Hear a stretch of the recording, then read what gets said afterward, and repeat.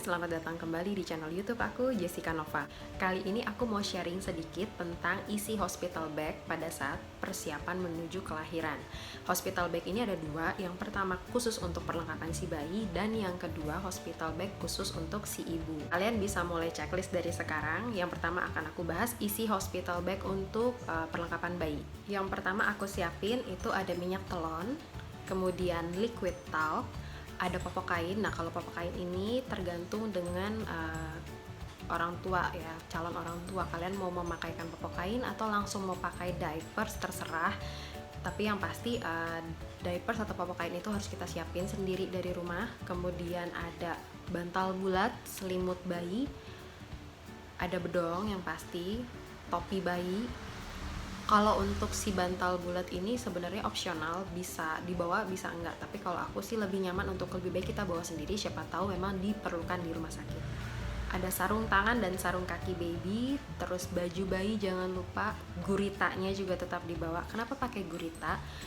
Twins pakai gurita pada saat lahir sampai dengan pusarnya puput sendiri. Pakainya nggak terlalu kencang, benar-benar yang cuma menyangga aja supaya si pusarnya itu yang belum puput itu terjaga dengan aman. Aku juga nyiapin handuk bayi dan botol susu. Kenapa botol susu? Bukannya harusnya bisa langsung direct breastfeeding? Semua ibu pasti mengharapkan begitu bayinya lahir langsung bisa menyusu dengan baik, tapi ada hal-hal mungkin yang di luar harapan kita terjadi, misalnya puting susunya belum keluar dengan baik. Kondisi yang terjadi pada saat itu di rumah sakit untuk twins, kebetulan Baby John itu harus masuk perina selama 4 hari, jadi otomatis dia nggak bisa direct breastfeeding, jadi cuma bisa sekali pada saat itu, kemudian dia 3 hari berikutnya harus masuk perina, otomatis minum asinya harus melalui botol.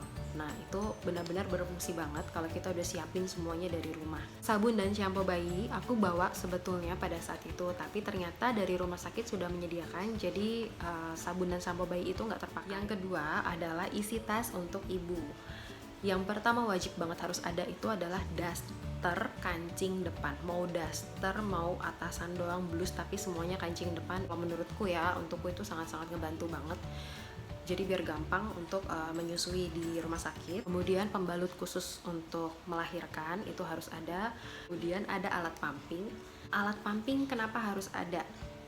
Alat pumping ini sebenarnya fungsinya sama kayak si botol susu di diaper bagnya si bayi, untuk berjaga-jaga juga. Jadi siapa tahu ada kondisi tertentu yang memang itu harus distimulasi. Nah, ada alat pumping itu benar-benar ngebantu banget.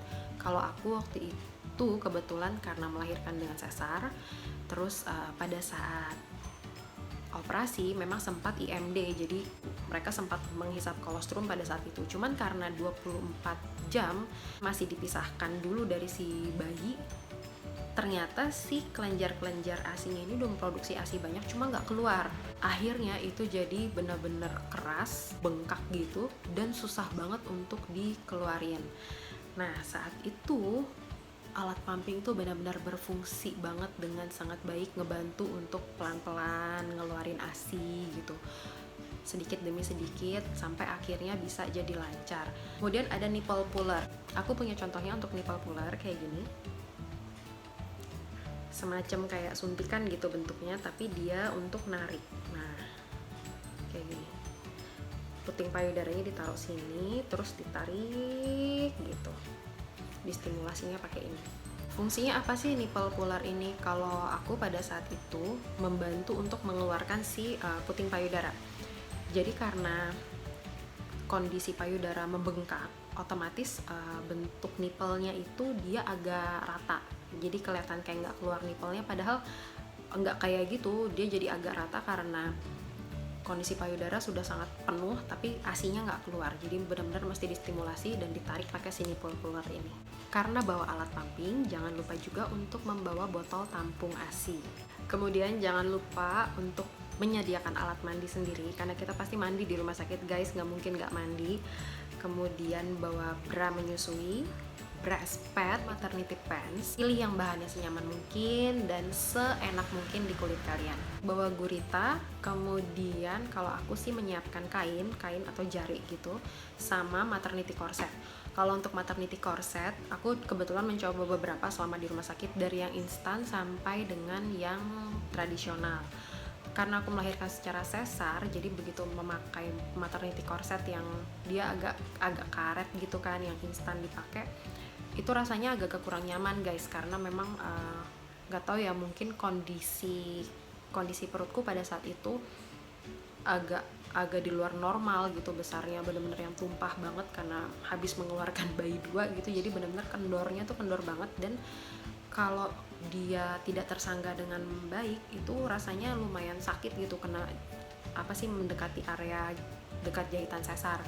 Nah, pakai yang instan itu rasanya menurutku ya cukup menyangga, tapi nggak terlalu nyaman begitu kena dengan berdekatan dengan area yang bekas jahitan itu. Jadi aku lebih memilih untuk pakai stagen. Nah, stagennya tuh kayak gini. Ini makanya cari ujungnya kayak gini, dan kita mulai lilit tuh dari bawah, dari atas panggul itu mulai dililit gitu. Nggak usah terlalu kencang, apalagi kalau kita melahirkannya dengan sesar ya, nggak usah terlalu kencang, yang penting tersangga dengan baik aja. Ini nyaman banget sih pakai stagen yang kayak gini nih menurutku ya, untuk yang melahirkan secara sesar gitu, karena ini juga bahannya nyerap keringat, dan yang pasti nggak gatel pakai ini. Jangan lupa juga untuk menyiapkan semua dokumen yang diperlukan, mulai dari buku periksa kehamilan dari awal sampai akhir, kemudian kartu asuransi jangan lupa guys, KTP, kartu keluarga. Itu semua dokumen-dokumen yang diperlukan untuk nantinya mengurus administrasi di rumah sakit. Itu dia sedikit sharing isi hospital bagku pada saat itu, pada saat persiapan melahirkan. Semoga informasinya membantu untuk kalian yang saat ini juga lagi mempersiapkan kelahiran si buah hati. Kalau kalian ada pertanyaan tentang isi video ini, jangan lupa untuk komen di bawah dan like, serta subscribe di channel YouTube aku, Jessica Nova. Sampai jumpa lagi, bye!